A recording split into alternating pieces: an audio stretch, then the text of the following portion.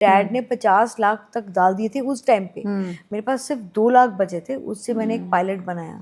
वो show India का number 1 show बन गया। पापा इज लाइक तुम में से एक तो शादी कर लो प्लीज। फिर बच्चे दे दिए उनको हमने। मैं उस एकता से सीखूंगी एक्चुअली। अगर आपको लगता है कि आप राजा हो तो राजा बन के रहने का प्रेशर तो होता ही है। उसका अमेरिका का फ्लाइट हो गया और वो अमेरिका चली गई। और स्मृति को तो वो जीन्स पहन कर आई थी ऑफिस में। सुशांत सिंह राजपूत चाय पी रहा था जो मेरा सबसे करीबी लड़का था। एक टाइम था कि बिना शादी के मेरे माँ बाप सास बन गए थे मेरे। फिर मैं 4 बजे सुबह को खत्म करती हूँ।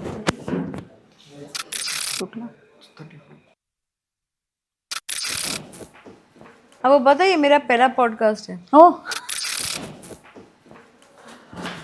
और वो आएगी तो किसी का बाप आपका काम रोक नहीं सकता। और अगर नहीं आए किसी का बाप आपको काम दे नहीं सकता।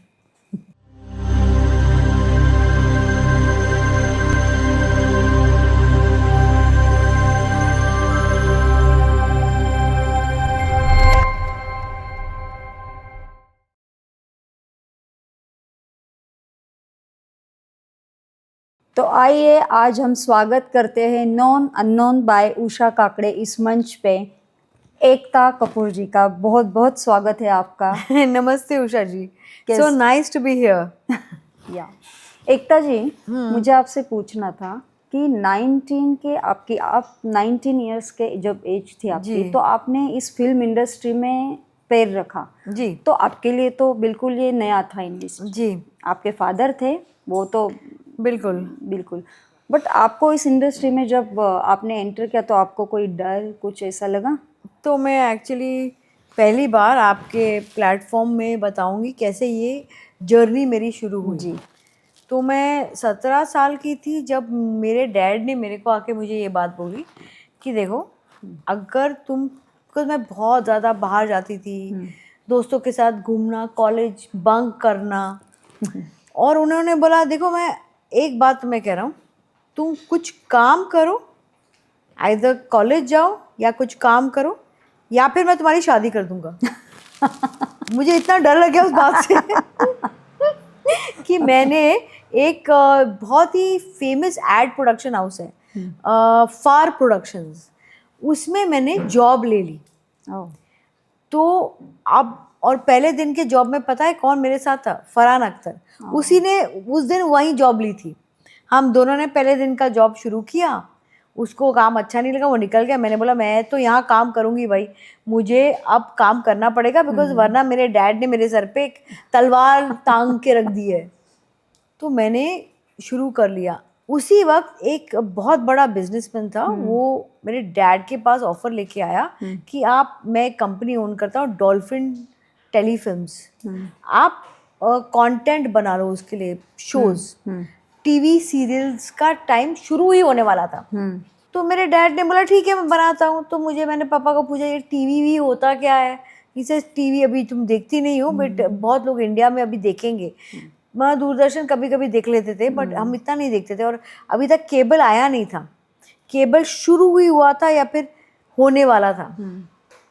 तो मैंने डैड को बोला, तो डैड ने बोला मेरे को ज्वाइन कर लो। तो मैंने ठीक है चलो यहाँ काम कर रही हूँ। वो आदमी ने, हमने 4 या 5 शो बनाए, डैड ने 50 लाख तक डाल दिए थे उस टाइम पे। मैं बात कर रही हूँ 33 ईयर्स अगो। उस वक्त का 50 lakh would be like at least 10 crore of today. और वो आदमी बैकआउट कर गया। वो बहुत ही अच्छे जेंटलमैन थे। आई थिंक उन्होंने अपना चैनल बेच दिया जी टीवी को ही, और ये सारा शो रह गया।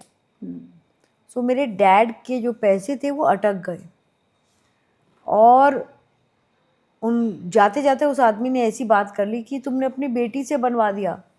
आई मीन उसको काम आता है, ज्वेलरी खरीद देते उसके लिए तो बेटर रहता। तो उस वक्त मुझे बहुत बुरा लगा उस बात का। तो मेरे पास सिर्फ 2 लाख बचे थे, उससे मैंने एक पायलट बनाया, और उस पायलट का नाम था हम 5। और वो पायलट लेके मैं अपने जाने सिद्धिविनायक गई। सिद्धिविनायक से निकली और लोग मेरे डैड का नाम जाते थे, उनको बहुत कम लोगों को उस वक्त पता था कि जितेंद्र का असली नाम रवि कपूर है और उनका नाम जितेंद्र कपूर है। तो मैंने एकता कपूर, शोभा कपूर नाम से ये पायलट भगवान को चढ़ाया पहले, और फिर वो पायलट नॉर्मल जैसे कोई प्रोड्यूसर होता है ना, अपना पेपर भरो, पायलट भरो, हमने कर दिया। और जैसे ही हमने पायलट चढ़ाया 2 घंटे में मुझे कॉल आ गया कि ये पायलट हमें बहुत पसंद है। उसके बाद उनको पता चला किसने दिया था, डैड को जानते थे, तो लाइक अरे आपने ये जीतू जी के थ्रू क्यों नहीं दिया? तो मैंने बोला नहीं, मुझे ऐसे ही करना था। और वो शो एयर पे आया, वो शो इंडिया का नंबर 1 शो बन गया, और उसके बाद मेरे जब पैसे अटके हुए थे वो सारे शोज अप्रूव हो गए और मेरी जर्नी शुरू हो गई। तो शायद मुझे यहीं आना था। Very nice. आपने अपनी बातों में बोला कि डैड ने आपको शादी की बात बोली और आपको बहुत डर लगा। क्यों आपने शादी नहीं की? क्या डर था ऐसा? ऐसे नहीं था, मैं ना उस वक्त बहुत इंजॉय कर रही थी लाइफ अपना। मैं बहुत ही मतलब एक यंग बच्चे की तरह कभी पार्टी करना, कभी यहाँ जाना, कभी वहाँ जाना। किसको उस वक्त शादी के बंधन में बंधना था?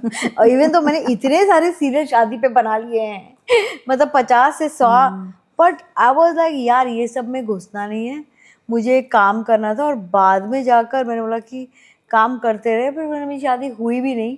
बट उस वक्त तो बिल्कुल नहीं करना था। 18 साल की उम्र में तो ना आपने की ना तुषार ने की।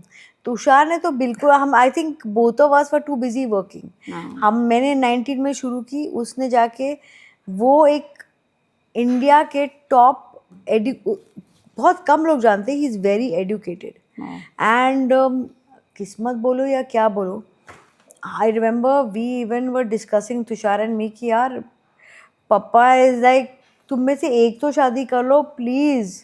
आई सेड बट आपको क्यों चाहिए कि हम शादी करें? इसे बच्चों तो हमने बोला ठीक है ये प्लान कर देते आपका।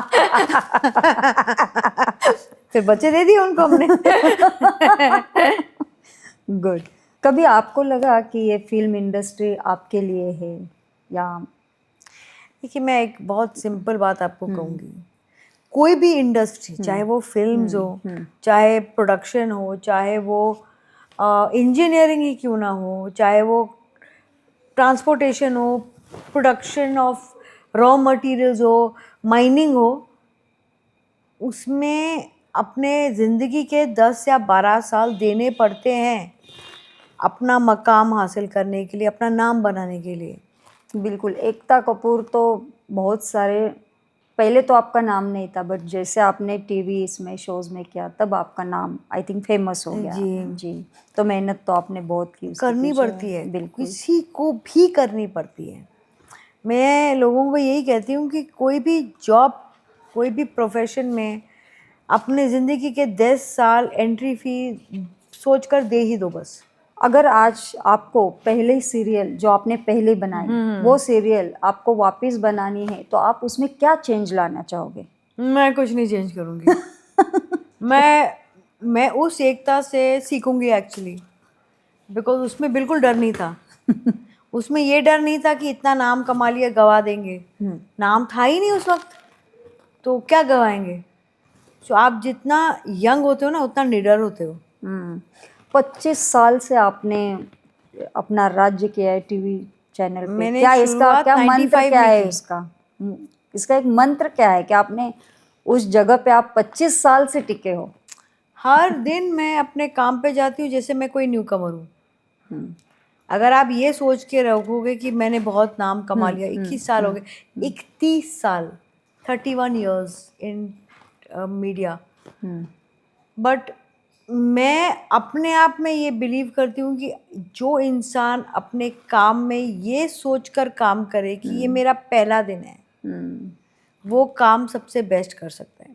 बिकॉज आपको, अगर आपको, हमको लर्न करना पड़ता है और अनलर्न करना पड़ता है। हम जो सीखे हैं अब वो ही सीख को पहले भूल कर कुछ नया सीखना पड़ता है। तो evolution is the key I think, and the ability to adapt. आपके शोज में दिखने वाला लग्जरी लाइफस्टाइल ये एस्पिरेशन है या आपकी पर्सनल टेस्ट है? ये जो लग्जरी आप देखते हो ना मेरे शोज़ में, ये ना हमारा देश जो है ना, उसको जब वो काम करके घर पे आता है, ये जो जो हम कहते हैं ना हमारा beautiful thriving Indian middle class, ये दिन में 50 ऐसे कड़े संघर्षों से गुजरता है। चाहे वो ट्रेन मिस हो गई, आधा घंटा लेट पहुंच गए ट्रैफिक के वजह से तो पैसे कट गए, औरतों के लिए किचन में ये कम हो गया, मंथ एंड में पैसे कम पड़ गए, कभी कुछ हो गया, कभी कुछ हो गया, बच्चों की एजुकेशन में, बच्चों को दिवाली के टाइम पे 5 लोगों को डिसाइड करके किसको खुश करना है किसको नहीं। एवरी डे आपको ये एहसास दिलाया जाता है कि पैसे कम पड़ जाएंगे। ये जो टीवी है ये आपको उस दुनिया में ले जाता है जब प्रॉब्लम आप जैसे हो, लेकिन वहाँ पैसे कम नहीं पड़ते 80% लोगों के लिए। बिल्कुल। तो आधे घंटे के लिए हम आपको वो दुनिया में घुसा देते हैं या ले जाते हैं, और आपको एक दुनिया का एक फ्लेवर, इसे हम एस्पिरेशनल लाइफ कहते हैं। मीडिया को, बॉलीवुड को जादू नगरी एक रीज़न के लिए कहा गया है। वो आपको उस जादुई दुनिया में ले जाता है। हमारा काम होता है कि आपकी थकान महसूस ना हो, ऐसा आधा घंटा आपका बना ले। बिल्कुल। क्रिटिक्स कहते हैं कि आपके शोज सेफ पैटर्न पर चलते हैं, आप इसे स्ट्रैटेजी मानते हैं या लिमिटेशन? दोनों। कुछ लोगों को कभी खुद को भी लगता है कि ये लिमिटेशन है, कभी कभी लगता है कि ये स्ट्रैटेजी है, कभी कभी लगता है ये कंफर्ट भी है। इंसान रोज दाल चावल, बाहर कितना भी खाना खा ले, घर पे दाल चावल रेगुलर खाना खाता है क्योंकि वो उसका कंफर्ट होता है। टीवी वो कंफर्ट कंटेंट है। जी बिल्कुल। एक लाइन में आप बताइए मुझे, टीआरपी आपके लिए क्या है, प्रेशर या पावर? दोनों। मैं आपके जो क्वेश्चन, बहुत स्मार्ट सवाल है, एक बात बोलूँगी, डेफिनेटली पावर है। हाँ। और बिकॉज पावर है उसका प्रेशर भी आता है। जो भी चीज़ आपको पावर देता है वो प्रेशर भी देता है। Diplomatic answer. नहीं, ऑनेस्टली यही है ना। अगर आपको लगता है कि आप राजा हो तो राजा बन के रहने का प्रेशर तो होता ही है। बिल्कुल। टीआरपी आपको राजा बनाता है और राजा बनाने का प्रेशर भी देता है। बिल्कुल। नागिन ये आपकी जो सीरियल थी, इतने साल चलने के बाद रियल सीक्रेट क्या है? स्टोरी, माइथोलॉजी या ग्लैमर? सो माइथोलॉजी इंडिया का सबसे गढ़ा हुआ पुरानी कहानियाँ जो है, जो नाना नानी की कहानियाँ, दादा दादी की कहानियाँ ना, हमारे जज्बातों में, हमारे जहन में अटकी हुई हैं। अगर आप किसी को भी पूछोगे, नागिन 100 साल की ज़िंदगी के बाद अपना बदला लेती है, ये बच्चे बच्चे को पता है। लेकिन फिर भी हम बैटमैन सुपरमैन देखते हैं और हमने कभी ये नहीं सोचा कि हमारे इंडियन फोकलोर को हम कोई भी स्क्रीन पे दिखा दें, चाहे वो टीवी हो या फिल्म हो। तो ऑनेस्टली मुझे ये बनाना ही था। मैं तो पहले फिल्म बनाना चाहती थी। मैं 2 बड़े एक्टर्स के पास गई, एक्ट्रेसेस के पास, तो एक ने हाँ बोला, एक ने ना बोला। एक जिसने हाँ बोला उसका अमेरिका का फ़्लाइट हो गया और वो अमेरिका चली गई। तो फिर मैंने बोला कि टीवी पे बनाते हैं। अब आपको बंद करना चाहिए ये सीरियल, ऐसे लग रहा है? मैं 2 साल तक नहीं बनाया अभी। हाँ। अगर आप मेरे वॉल पे जाएंगे तो कुछ नॉर्मल फ़ोटो मैंने डाला भी तो नीचे नागिन कब आ रहा है ऐसे 500 सवाल शुरू तो हो उसका एंडिंग आपने सोचा होगा फिर क्या? नहीं? मैं ऑनेस्टली, हम तो मेकर्स हैं, ऑडियंस डिसाइड करती है हम कब एंड करेंगे। आप और मैं कुछ भी कर लें, 2 साल मैंने नहीं बनाया और इतना प्रेशर आया और हमने वापस बनाया। अब बनाते हैं तो उनको ऐसे चाहिए, ऐसे नहीं चाहिए, ऐसे पसंद है। और इतने स्मार्ट हैं आजकल ये ऑडियंसेस, मैं स्टोरी का एंगल आती हूँ वो गेस कर लेते हैं। जी बिल्कुल। बिग बॉस के कंटेंट्स को आप अपने शोज में मौका क्यों देती है, मीन्स क्या है इसका रीज़न? उनकी रियल पर्सनालिटी कितनी बार, जब बिग बॉस अगर आप देखेंगे तो ऐसे बहुत सारे रियल पर्सनालिटी लोगों को पसंद आ चुके हैं। तो ऑटोमेटिकली आपको पता कि आपको कैरेक्टर पसंद करने के लिए, ये इंसान एनीवे लोगों को पसंद है, तो आपका कैरेक्टर आसानी से लोग समझ पाएंगे, रिलेट कर पाएंगे। जी। तो ये एक एडवांटेज के साथ आप आगे बढ़ते हो, बट ऐसा रोज़ नहीं होता है। मैंने कितनी बार, उषा जी, एक्टर्स को, एक एक्टर को तो मैंने फेसबुक पे देखा था और वहाँ से मैंने उसे एक मैसेज भेजा अपने फ़ोन से। मेरा पहला दिन था फेसबुक पे, वो 2008 में। और वो आज इतना बड़ा स्टार है, करण कुंद्रा। हाँ। और स्मृति को तो वो जीन्स पहन कर आई थी ऑफिस में, उसको मैंने ऑफिस के बाहर देखा था और वहाँ से लिया था। तृप्ति ढिमरी, उसका ऑडिशन देखकर हम लोगों ने मूवी पे लिया। सुशांत सिंह राजपूत चाय पी रहा था एक थिएटर के बाहर, तो ऐसे हमने जामियाज में हमने मौनी रॉय को कास्ट किया। आपका हर नेम सीरियल का नाम के से था आई थिंक। जी, कसौटी जिंदगी की, बहुत कहानी सारे घर से, की, कहानी घर घर कसौटी की, जिंदगी की, क्योंकि स्मिता सास भी ईरानी कभी की थी, वो या क्योंकि सास भी कभी यस बहू यस यस थी, यस यस उसके वजह से उसको बहुत बड़ी पहचान मिली स्मृति जी को, जी और जी आज वो इस पे जा मुकाम पे जी। जा पहुंची। सलमान खान के साथ आपका प्रोफेशनल बॉन्ड कैसे शुरू हुआ? सी, सलमान, हम उनको कितने सालों से जानते हैं, एंड ये बॉन्ड जो है वो एक्चुअली एक ही इंडस्ट्री में है, इसके और लिए of course I love him and respect him a lot. तो एक फॉन्डनेस है मेरी उनसे और उनकी मेरे से। I think so too, I think so at least. उन्होंने कभी आपको, सलमान ने आपको पर्सनल एडवाइस कभी दी कुछ? नहीं, हम दोनों एक दूसरे को या किसी को पर्सनल एडवाइस देते नहीं हैं। क्यों? ओटीटी पर आपने बोल्ड ज्यादा जी ये बनाया, बट जी। टीवी पर आपने फ्रीडम क्यों नहीं दी? आई टेल यू मैम, मैं एक सिंपल बात बताऊंगी। ओटीटी का जो बिजनेस है ना, वो आपके मोबाइल पे है। आप जो देखना चाहे आप मोबाइल पे देख सकते हैं। उसमें चाहे वो बोल्ड हो, क्राइम हो, चाहे वो लव स्टोरी भी हो जिसमें शायद एक किस भी निकल आए, तो आप अकेले देखते हो आपके फ़ोन पे। मोस्टली ओटीटी कंटेंट लोग अपने कंप्यूटर्स पे देखते हैं, स्मार्ट स्क्रीन पे देखते हैं, जो यूजुअली हस्बैंड वाइफ अपने कमरे में रखते हैं, या फिर अपने मोबाइल पे। तो ये आपके पास फ्रीडम होता है। बट टीवी कंटेंट 90% लोग घर में हॉल में देखते हैं। अब मैं आपके घर पे जा रही हूँ, आपको भी पता है कि फैमिली के साथ हम सबकी पर्सनालिटीज जो होती हैं वो थोड़ी सी ट्रेडिशनल हो जाती हैं। बिल्कुल। तो मैं अगर इतनी करोड़ों घरों में एक टाइम पे एक ही स्टोरी लेकर जा रही हूँ, तो एक लेवल का ये सोच करके काम होता है कि यार 4 बच्चे आगे बैठे होंगे, तो ग्रैंड पेरेंट्स बैठे होंगे, हस्बैंड वाइफ विद फैमिली बैठी होगी, तो एक एक लेंस आप बहुत ही क्लीन फैमिली वाला लेकर चलते हो। बिल्कुल। आप हमेशा किसी एस्ट्रोलॉजिस्ट के पास जाके हमेशा उनकी राय लेते हो, क्या है इसके पीछे? मैंने एक्चुअली आपको मैं बता दूंगी, मैंने अपना खुद का ऐप भी शुरू किया है, astrology app, it's called Balaji astro guide, जिसका 1 नवंबर 7 को शुरू हुआ।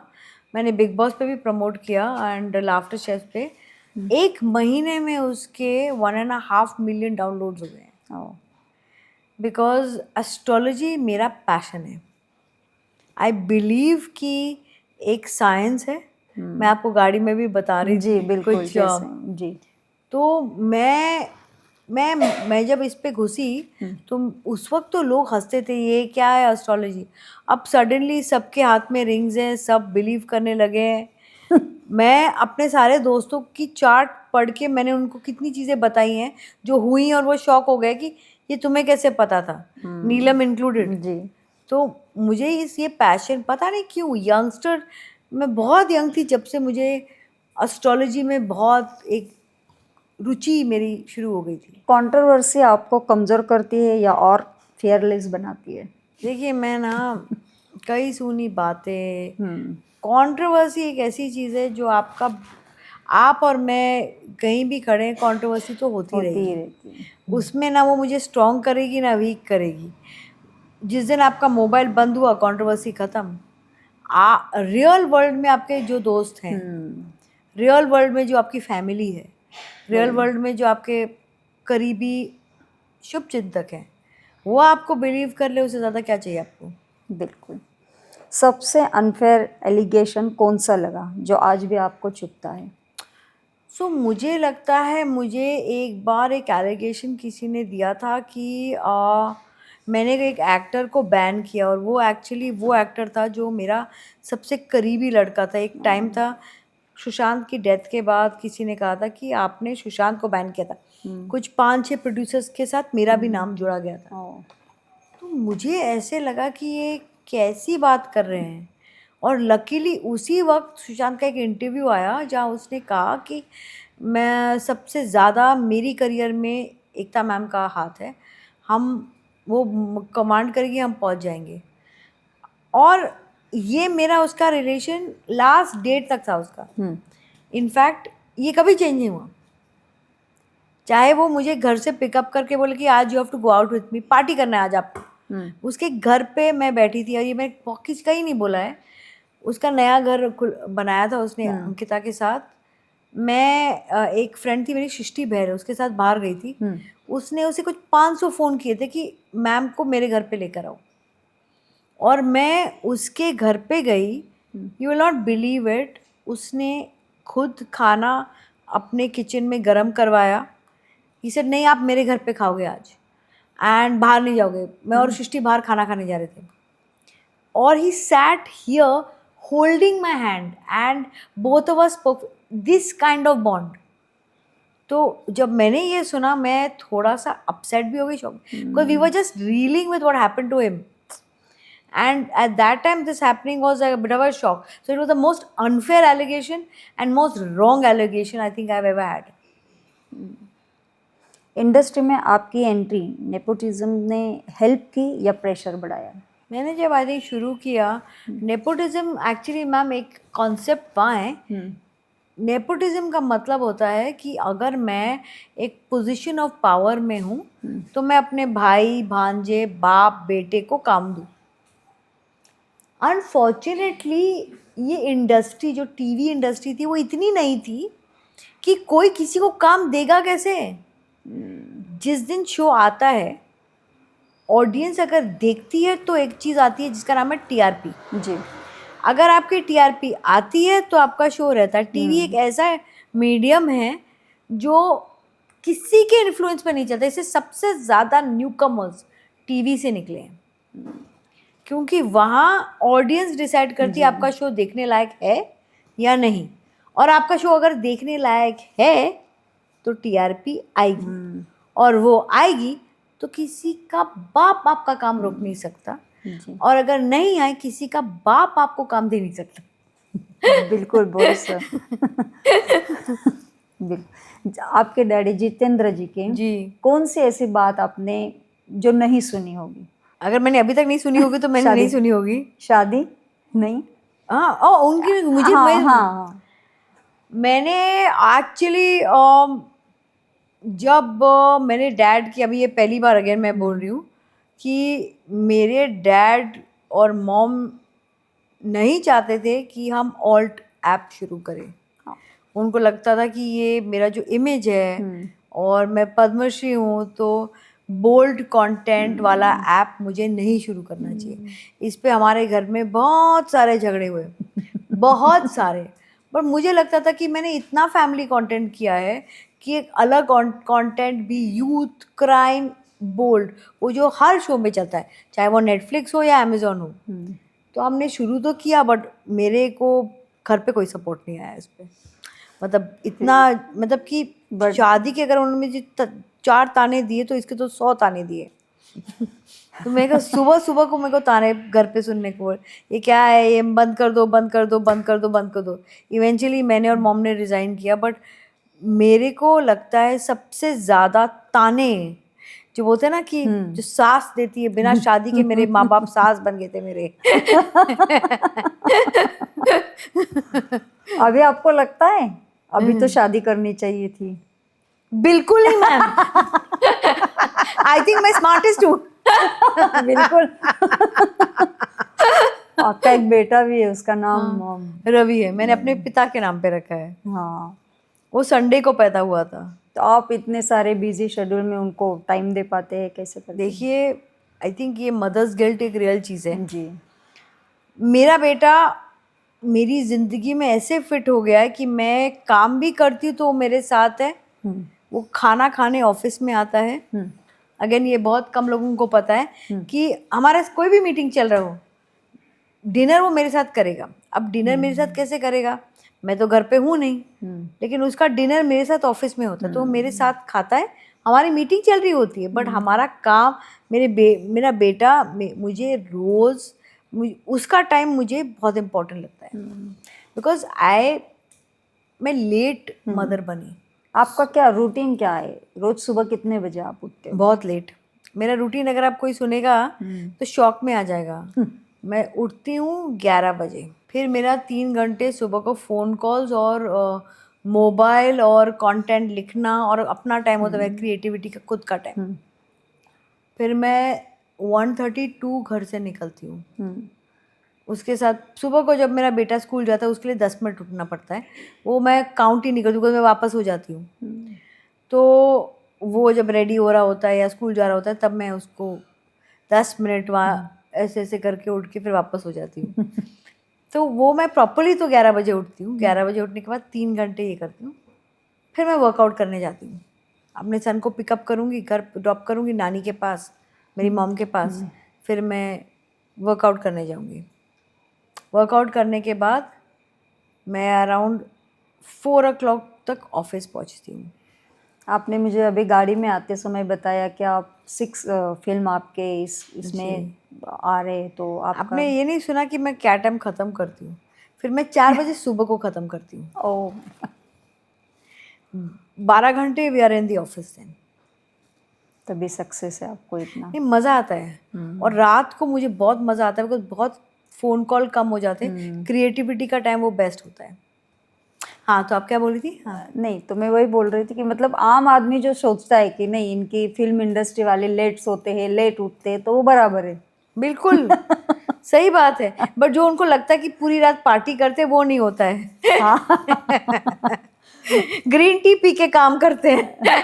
बिल्कुल, कुछ कुछ लोग बहुत सारे लोग। एक्चुअली मैंने ज़्यादातर फिल्म इंडस्ट्री में टी टोटलर्स देखे हैं। Okay. बहुत कम लोग देखे हैं जो इवन अल्कोहल पीते हैं।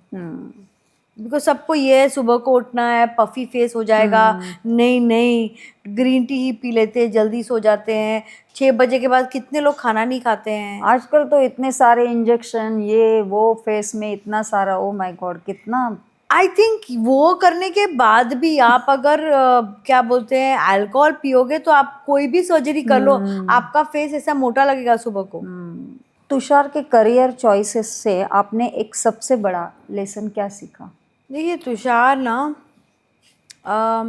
उसकी सबसे ही has given more hits and so many other actors, but उसको जो popularity I feel has dodged him a little bit. उससे मैंने ये सीखा है कि एक्टर्स को यूजुअली अपना प्रमोशन ज़्यादा करना चाहिए। उसका वो बहुत ही वो असली ज़िंदगी में बहुत बड़ा इंट्रोवर्ट है। और अगर आप कभी भी मिलेंगे ना तो 10 लोग बात करेंगे, वो बेचारा चुप रूम में रहेगा। वो बहुत ही शांत स्वभाव का इंसान है। और वो आज बहुत कम लोग जानते हैं मेरे डैड और उसका जो बिजनेस है मेरे बिजनेस से अच्छा कर रहा है। उनका reality business, land business, they are doing better than me. But मैंने उससे एक चीज़ जो सबसे बेस्ट चीज़ सीखी, उसमें पेशेंस बहुत है। इस करियर चॉइसेस में वो जब he is the most patient person and I have learned from him one very very big thing. I have learned the power of being strong. दुनिया कितना भी क्रिटिसाइज करे, अंदर से वो सबसे ज़्यादा मजबूत है। कोई उसे उसकी कॉन्फिडेंस को, उसके स्वाभिमान को हिला ही नहीं सकता। एंड पर्सनली मैंने उससे ये सीखा है how to be a great father. He is an excellent father. Me too era में इंडस्ट्री की चुप्पी, आपने क्या सीखा, क्या बदला उससे? चुप्पी? हाँ मी टू। कोई चुप नहीं रहा उस वक्त। बट इंडस्ट्री में मी टू का जो सबसे बड़ा रेवलेशन था कि there was a lot of young women who came out with their stories. The good part of me too, अभी भी मैं कहती हूँ सबसे बेस्ट पार्ट है कि बहुत सारे लोगों में जो डर नहीं था कि आप किसी भी लड़की से कैसे भी बात करोगे, वो कहाँ जाके कहाँ पहुँचेगा, आपको लगता था आप कुछ भी करके निकल सकते हो, वो बंद हो गया। बट एक दो बहुत ऐसे इंसिडेंट्स भी हुए जहाँ आदमियों को रॉन्गली अक्यूज कर दिया गया, like a lot of men I know got wrongly accuse also. तो वहाँ मुझे लगा कि लोगों ने अपने अपने क्या बोलते पुराने फाइट्स को सेटल करने की कोशिश की। मी two is a very very respected important movement in India. अभी ऐसा कोई ऑफिस नहीं है इंडस्ट्री में जहाँ एक बोर्ड नहीं लगा होता है. हर ऑफिस के बाहर लगा होता है अभी कि आप अगर कोई मीटिंग कर रहे हैं और आपको लगा इसमें कोई भी आपको गलत लगा है, ये नंबर आप फ़ोन करके बता सकते हैं. आपके कंप्लेंट को बिना आपका नाम लिए राइट जगह पे पहुंचाया जाएगा. So I think that was very important कि एक एजेंसी जो एक लड़की की होती है ना, जब वो काम पे जाती है कि कल मेरे साथ कुछ गलत हो जाएगा, वो एजेंसी अब उसके हाथ में. शी नोज़ कि ऐसा कुछ हुआ तो उसके पास एक नंबर है, वो कंप्लेन कर सकती है. इंडस्ट्री की चुप्पी एक्चुअली ज़्यादा थी नहीं. इस इंडस्ट्री ने बहुत बोला and we continue to talk about it. क्या कभी ऐसे लगा आपको कि फैमिली लेगेसी ने आपकी फ्रीडम छीन ली? मैं ना बचपन से बहुत बड़ी रिबेल रही हूँ. मैंने कभी अपने आप को एक लेगेसी ब्रांड वैंड ऐसा नहीं सोचा है. मैं हूँ इंसान. अगर मैं जीऊँगी नहीं और वो नहीं करूँगी जो मुझे खुशी दे, तो फिर ये ब्रांड और लेगेसी का क्या फ़ायदा. तो मेरे डैड और मेरे मॉम को हर वक्त ये लगता था कि ये अब क्या करने वाली है, अब हमको कौन सा प्रॉब्लम सॉर्ट करना पड़ेगा. तो मैं तो बिल्कुल ही रेबेल रही हूँ. तो I love that part about my life. अगर बालाजी फैमिली बिजनेस न होता तो आज एकता कपूर का क्या होता? तो बालाजी फैमिली बिजनेस था नहीं एक्चुअली. बालाजी टेलीफिल्म्स मैंने शुरू किया, मेरे फादर ने नहीं. एंड मेरी घर के गराज से शुरू किया मेरी मॉम के साथ. इसलिए आज भी प्रोड्यूसर्स में मॉम और मेरा नाम आता है, डैड का नाम नहीं आता है. तो ये फैमिली बिजनेस अगर होता तो एकता कपूर का नाम नहीं होता. क्योंकि ये फैमिली बिजनेस नहीं है जी. तो शायद मेरा कुछ बहुत नाम हुआ. लव या लेगेसी? लव. टीआरपी या ट्रुथ? टीआरपी.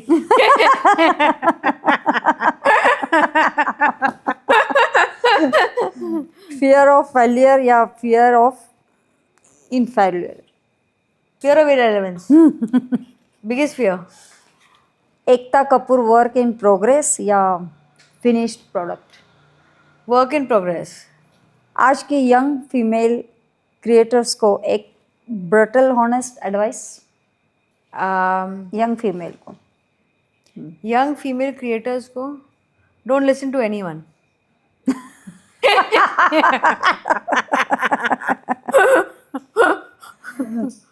तो एडवाइस कुछ नहीं देना चाहिए. अगर आप लोगों की सुनोगे कुछ कर नहीं पाओगे. एक लाइन था डर्टी पिक्चर में, वो मैं कहूँगी, बेपरवाह थी तो पंछी जैसी उड़ती थी, जरा क्या सोचा कि पर कट गए. वाह. आपके साथ इतना अच्छा टाइम आपने दिया, इतनी सारी बातें आपके साथ खुलकर आपने की मेरे साथ बातें इतनी अच्छा, और आप इतने डाउन टू अर्थ हैं. आपका ये आपने बोला फर्स्ट पॉडकास्ट है, फर्स्ट पॉडकास्ट, वो हमारे लिए बहुत इंटरेस्टिंग रहा है. तो उषा जी, मैंने अपने पॉडकास्ट की जर्नी पहली और शायद आखिरी आपके साथ शुरू की. I love doing this. It was lovely meeting you Usha ji. Same to you. बहुत अच्छा लगा इस शो में आज आप आके इतना अच्छा बात करी. Thank you so much Ekta ji. My pleasure.